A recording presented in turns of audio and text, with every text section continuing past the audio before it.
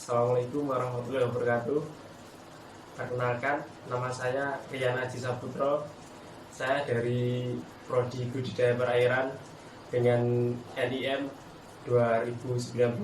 2019-2112-0002 dari Fakultas Pertanian. Malam ini saya akan mereview jurnal dari mata kuliah Plankton dan Kultur Pakan Alami dengan dosen pengampu Insinyur Sri Utami Madiawati, Magister Kesehatan Masyarakat.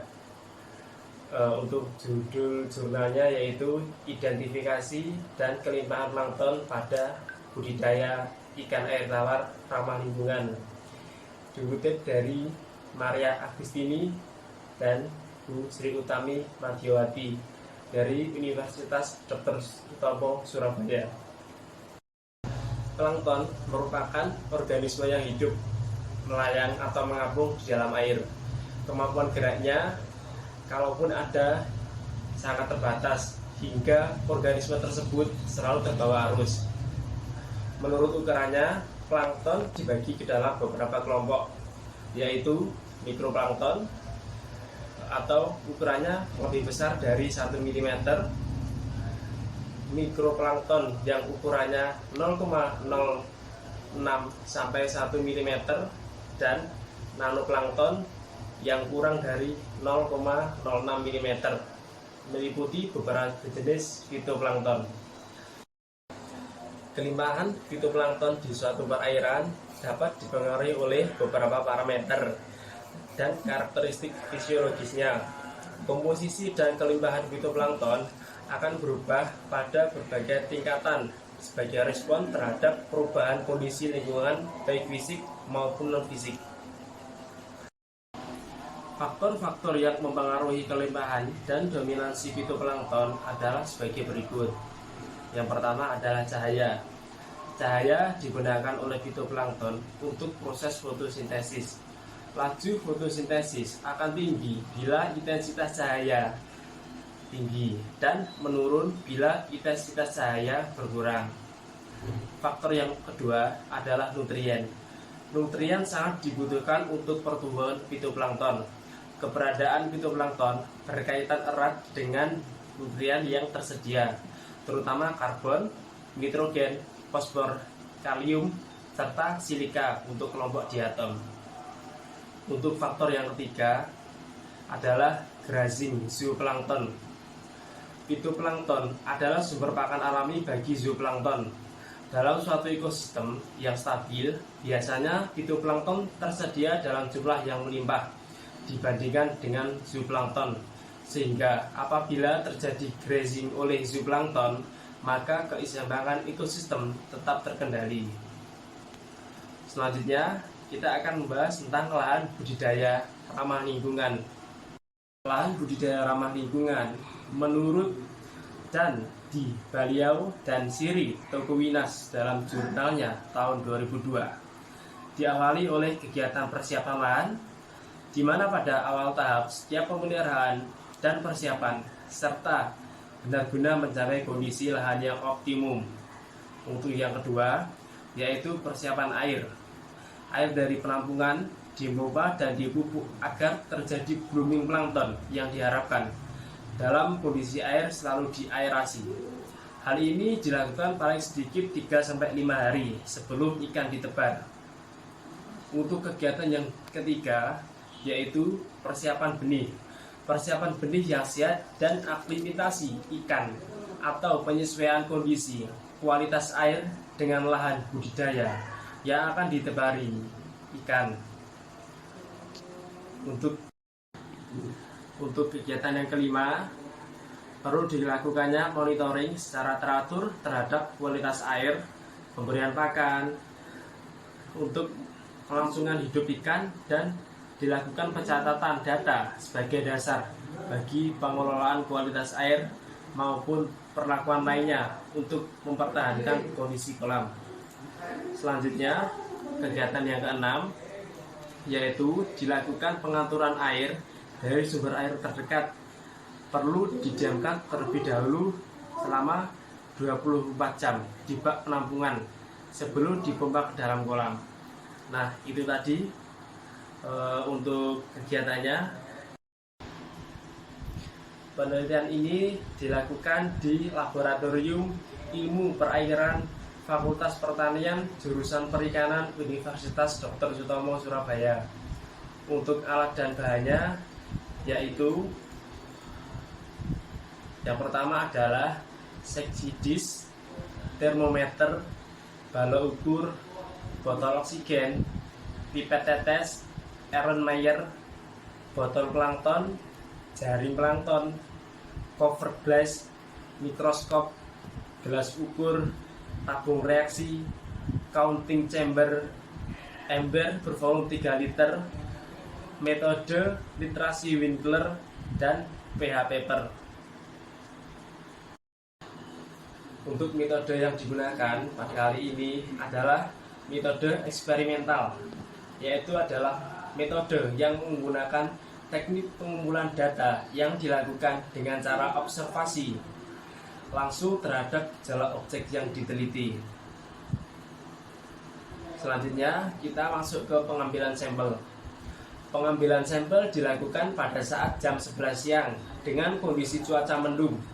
Sedangkan parameter fisika suhu berkisar antara 27 derajat dengan kecerahan 47,83 cm. Kedalaman air dengan panjang kolam 9,95 meter, lebar kolam 5,3 meter dengan ketinggian air 0,5 meter. Warna air kolam hijau muda menunjukkan dominasi klorifita. Parameter kimia oksigen terlarut sebesar 2,3 ppm, karbon dioksida 14,96 ppm, dengan pH kolam dalam kisaran netral yaitu 7. Pengambilan sampel dilakukan pada saat jam 11 siang dengan kondisi cuaca mendung.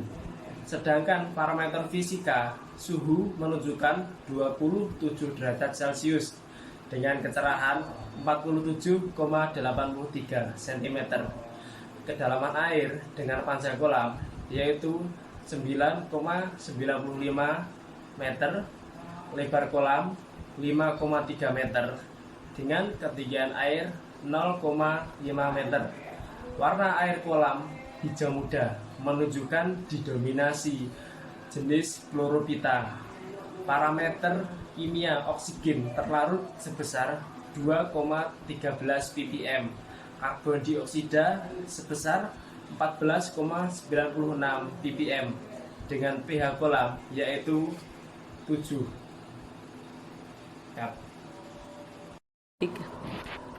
Dari data hasil dan pengamatan jumlah dan jenis plankton sebagai berikut. Untuk yang pertama, jenis Oocytes burgei. Sampel pertama menunjukkan angka 1 sel per mililiter. Yang kedua menunjukkan angka 1 sel per mililiter. Yang ketiga menunjukkan 1 sel per mililiter. Untuk sampel keempat menunjukkan angka 2 sel per mililiter. Yang kelima sama 2 sel per mililiter. Untuk plankton jenis kedua yaitu Gloeotricha echinulata. Untuk sampel pertama menunjukkan angka 3 sel per mililiter. Untuk sampel yang kedua berada di angka 1 sel per mililiter. Untuk yang sampel ketiga 2 sel per mililiter. Untuk yang keempat 1 sel per mililiter. Dan yang terakhir sampel kelima menunjukkan angka 2 sel per mililiter. Untuk plankton jenis ketiga Bacteriastrum delisatulum. Untuk sampel pertama menunjukkan angka 2 sel per mililiter. Sampel kedua juga sama 2 sel per mililiter. Untuk sampel ketiga dan sampel keempat tidak ditemukan. Untuk sampel yang kelima ditemukan 1 sel per mililiter. Kepadatan plankton yang dapat pada kolam tergenang dengan panjang kolam 9,95 meter dengan lebar kolam 5,3 meter dan tinggi air 0,5 meter, sehingga didapatkan volume air sebanyak 26,36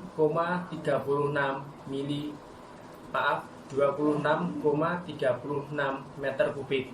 Pengambilan air sampel yang disaring sebanyak 35 liter sebanding dengan 35 cc, sehingga 1 liter air sebanding dengan 1 cc. Dari hasil pengamatan menunjukkan bahwa fitoplankton jenis Gliotrichia acinulata menunjukkan jenis yang terbanyak di dalam kolam. Keberadaan Gliotrichia acinulata cukup banyak diduga disebabkan oleh kondisi lingkungan, terutama kualitas air kolam yang sesuai dengan habitat hidupnya dibanding dua jenis lainnya. Keadaan demikian diduga fitoplankton atau alga planktonik ini mempengaruhi warna air kolam hijau muda dan merupakan dasar sebagian jaring-jaring makanan di kolam. Dan dari hasil perhitungan kapasitas biogenik perairan setelah diendapkan 24 jam, didapatkan ketebalan endapan kolam hanya 0,55 cc, di mana berdasarkan pendapat Slamet Suseno dalam jurnalnya tahun 1981. Sedangkan hasil dari perhitungan kelimpahan plankton didapatkan nilai tingkat kelimpahan relatif, sehingga spesies pada stasiun pengamatan untuk plankton jenis Oocytis burgei sebesar 33,33%, untuk jenis Gliotrichia acinulata sebesar 42,85%, dan untuk jenis Bacteriastrum derisatulum sebesar 23,80%.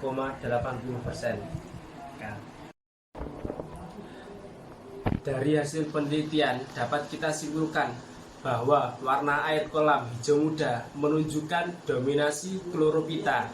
Parameter kimia oksigen terlarut sebesar 2,13 ppm, karbon dioksida sebesar 14,96 ppm dengan pH kolam kisaran 7. Didapatkan jenis plankton Gliotrichia acinulata yang terbanyak, yaitu sebesar 42,85%. Pada tingkatan kelimpahan relatif setiap spesies pada semua stasiun pengambilan sampel dengan jumlah plankton dalam kolam sebesar 11,80/10⁻⁹ sel. Parameter fisika dalam penelitian ini juga turut berperan dalam keberadaan plankton yang terdapat di dalam perairan, juga terutama untuk respirasi dan proses fotosintesa organisme perairan. Sekian review jurnal dari saya. Saya ucapkan terima kasih. Assalamualaikum warahmatullahi wabarakatuh.